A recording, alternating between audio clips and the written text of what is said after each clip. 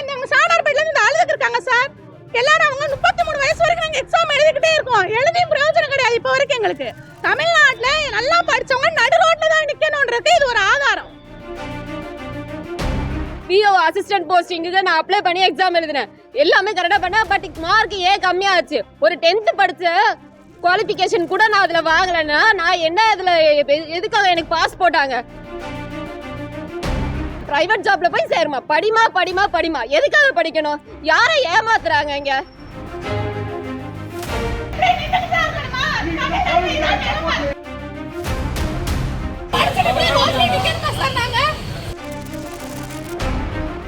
வேலை போட போறது கிடையாது. ஒரு எளியா நமக்கு ஏதாவது கிடைக்கும் தான் கத்துறது.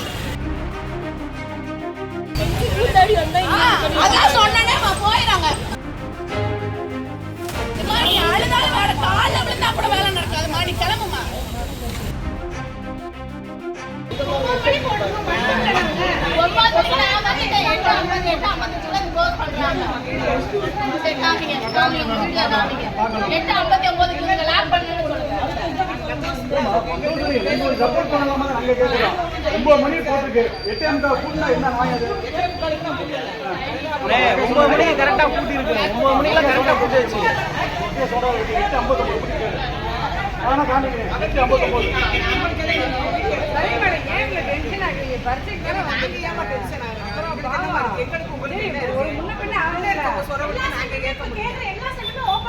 ஒரு 10 நிமிஷம் முன்ன ஆகத்தான் எப்பயுமே எக்ஸாம் 10 நிமிஷம் முன்ன என்ன இருக்கு? பாவம் எல்லாருமே விக்கிறாங்கல்ல.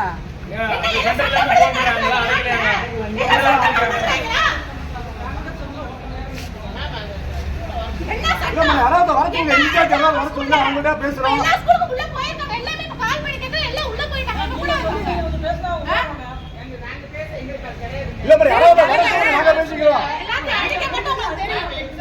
ஆமா அடிச்சு உங்களுக்கு வச்சு கொல்ல மட்டும் தெரியும். நீங்க எங்க போலீஸா இருக்குமா கவலை வரீங்க? இறங்குங்க 4 பேர் அப்பதான் தெரியும். வரட்டும் நீங்க வாங்க பாடி அப்ப மட்டும் வாங்க உள்ள இறங்கினா மட்டும் வாங்க போய் ரெக்வெஸ்ட் பண்ணி பேசுறாங்க.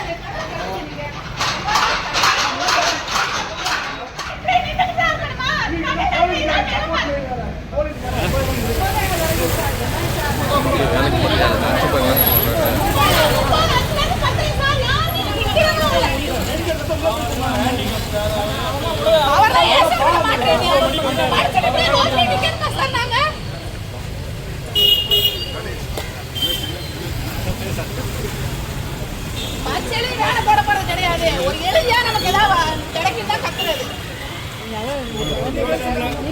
பேசிருக்காங்க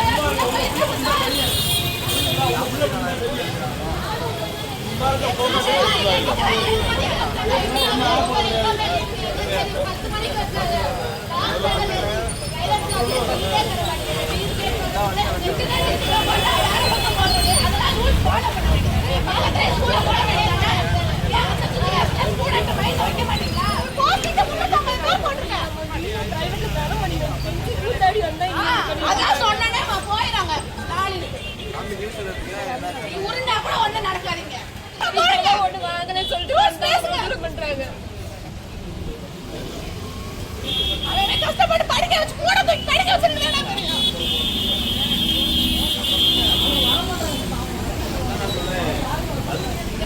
அழுதாலும் வேலை கால விழுந்தா கூட வேலை நடக்காதுமா. நீ கிளம்புமா. போய் பரிசு எழுதினா கூட உனக்கு போஸ்டிங் போட்டு நல்ல இடத்துல உனக்கு கொடுத்து வாங்கம்மா. 9 மணிக்கு முன்னால வந்து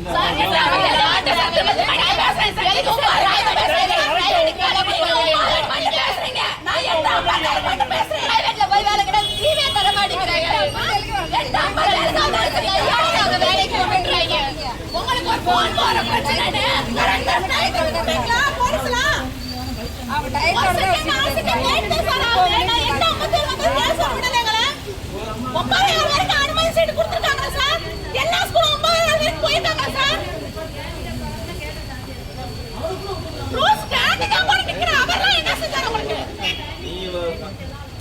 நேரத்துக்கு முன்னாடியே வரணும். சார் 8:57 வந்துட்டோம் சார். திரும்ப திரும்ப அரை மணி நேரம் சொல்லாங்க சார். 9:00 வரைக்கும் எல்லா ஸ்கூலுமே அலோவ் பண்ணிருக்காங்க சார். 50 வந்துட்டோம் சார். எக்ஸாம் ஹால் கூட விடல. இங்க ஒரு கேண்டிகேப் சார் முதல்ல நீங்க நிக்கிறாங்க. கரெக்டா ரூல்ஸ்னு சொல்லி அந்த அம்மா 8:57 க்ளோஸ் பண்றாங்க. நாங்க 8:57 இருந்தே கத்திக்கிட்டே இருக்கோம். மேம் விடுங்க, 9:15 வரைக்கும் எல்லா ஸ்கூலுமே விட்டுருக்காங்க, விடுங்கன்னு சொன்னா அவங்க கேட்கவே இல்லை. இப்ப வரைக்குமே அவங்க கேஸ்ல உட்காந்து ஜூஸ் குடிச்சுக்கிருக்காங்க அந்த போலீஸ்காரங்க மேம்.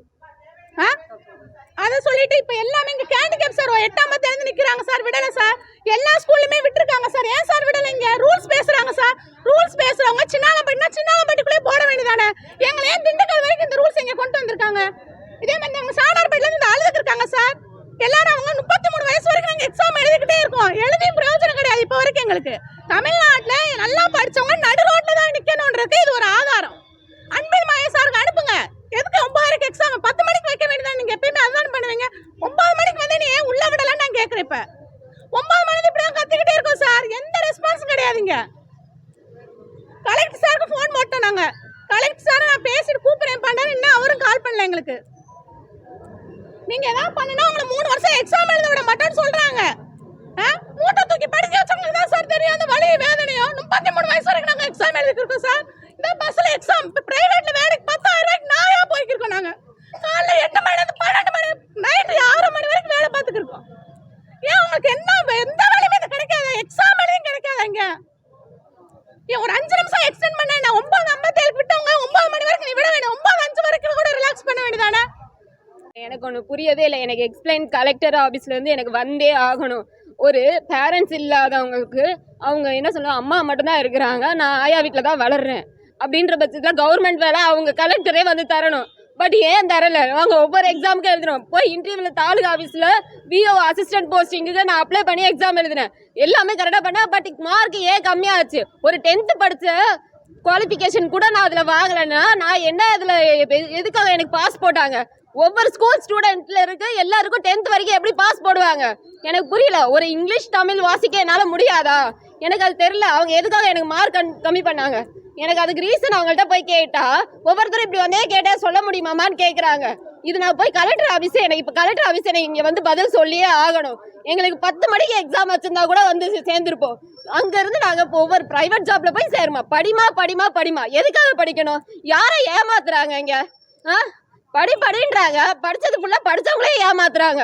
அப்புறம் நாங்க எப்படி சார் முன்னேறி வர்றது? படிச்சவங்க அதுக்கு அடுத்தது நாங்க ஸ்டெப் வைக்கவே எங்களால முடியல. இவங்களே எல்லாமே ஏமாத்துறாங்க. இவங்க 8:57 வந்தேன்னா கொஞ்சம் லேட்டா தான் சார் வந்தேன். என்னால அங்க இருந்து இங்க அட்ரஸ் எனக்கு தெரியல. நான் கண்டுபிடிச்சு வர்றதுக்கு எனக்கு கொஞ்சம் லேட்டா தான் ஆச்சு. நான் இல்லைன்னா சொல்லல. ஒரு 5 செகண்ட் லேட் ஆயிடுச்சு, அவ்வளவுதான். அதுக்கு உள்ள விட மாட்டேன்றாங்க. நாங்க என்னதான் சார் பண்றது? ஒன்று இந்த ப்ரைவேட் ஜாப்புக்கு ஒரு கடை இருக்கக்கூடாது, ஒரு இதுவும் இருக்கக்கூடாது. எல்லாத்தையும் க்ளோஸ் பண்ணுங்க. எல்லாமே கவர்மெண்ட் எடுத்துக்கணும். எடுத்தா மட்டுமே நாங்கள் எங்கள் அதில் முன்னேற முடியும். எல்லா ப்ரைவேட் ஜாப்லையும் போய் பாருங்க, நாள் முழுக்க நிற்க வைக்கிறாங்க. போய் கால் வலியோடு நைட்டு தூக்க முடியல, அவ்வளோ கால் வலி. அடுத்த நாள் எந்திரிச்சு திரும்ப வரணும். என்ன கவர்மெண்ட் வேலை? அவங்க என்ன வேலை பார்க்குறாங்க? எனக்கு பதில் சொல்லியே ஆகணும். இப்போ என்னை உள்ள விட மாட்டேன்றாங்க. அதுக்கு என்ன ஆன்சரு? ட்ரெண்ட ஃப்ரெண்ட் ஆக்கிக்கோங்க. தந்தி டிவியின் சப்ஸ்கிரைபர்ஸ் அண்ட் ஃபாலோவர்ஸ் குடும்பத்துல நீங்களும் இணையுங்க.